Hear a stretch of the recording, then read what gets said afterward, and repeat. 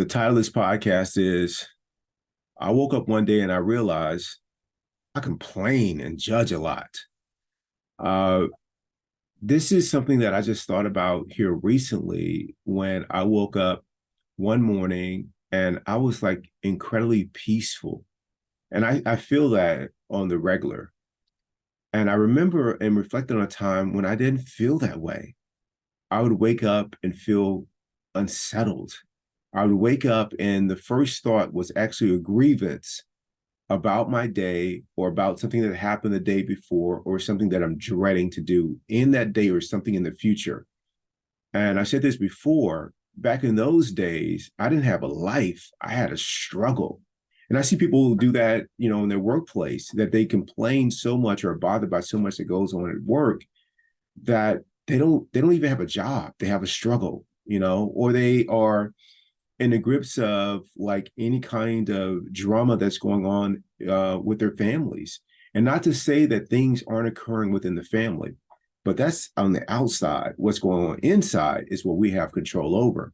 And I put forth that if you're going to deal with something on the outside that is a challenge, that is a tough, that is one of those situations that is a hardship, work on being calm and peaceful on the inside as you apply any kind of effort to try to improve things on the outside. But, back in the day, your guy right here did nothing but complain a lot. And I complained about everything. I had the privilege this weekend of giving a talk for a health fair in Phoenix. And there was a church community who was the audience, and Mayo Clinic was putting on this talk. So some colleagues and I were there, and I was going to talk about well-being, and it was really well-being for the mind, body, and soul.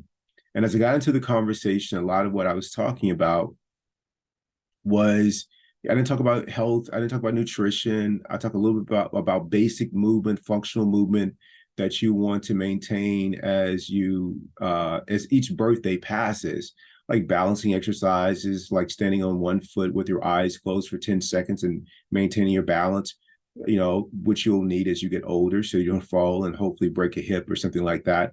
I talked about the importance of resistance training to strengthen bones, but I also talked about, hand strength and grip, of being able to hold things. So in the event that you're older and you go to fall, and you go to grab a hand, a rail on stairs or something like that, you can actually grab it and hold on without slipping and falling and hurting yourself. So I gave some of those things.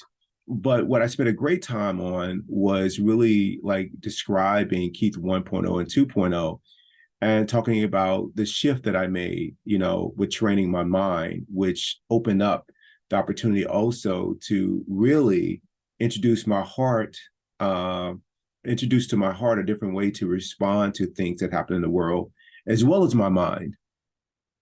And after the talk was over, someone came up and said to me, "You know what you're talking about? It's attitude." She said, "I was listening to you talk, and I was like, what is he gonna like? Okay, the sleep is important, the exercise is important. When is he gonna talk about attitude?"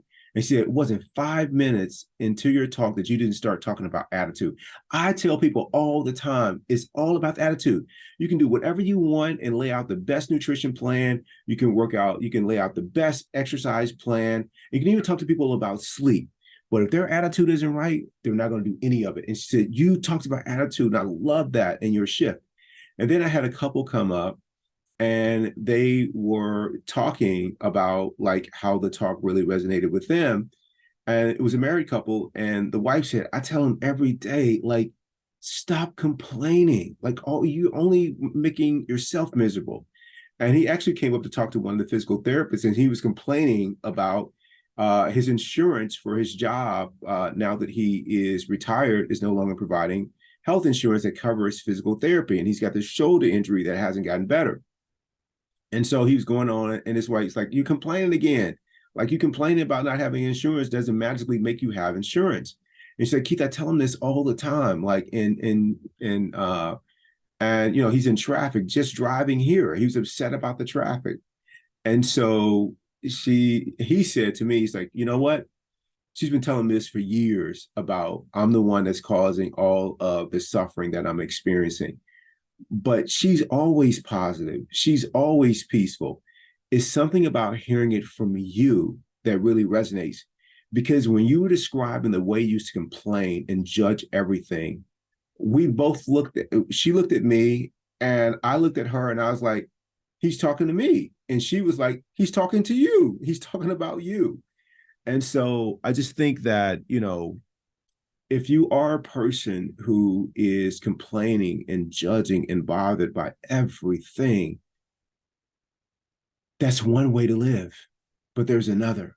And if you're not sure if you're that person, because I wasn't sure, I thought I was just talking out loud about what the reality of the situation was or what this person was really like. But other people around me saw it quite differently. They just saw somebody who was always got something to say and it was almost always negative. And so if you're not sure if you're doing it, ask people in your life and they will tell you that are you just a walking grievance that's always looking for a cause? They will tell you that. And then hopefully that will become your wake up call, like it has been, like it was for me. That I woke up one day and I realized, Keith, you complain a lot. And if you keep that up, you won't have a life. You will have only a struggle. So I encourage you to give all that up so you can actually have a life.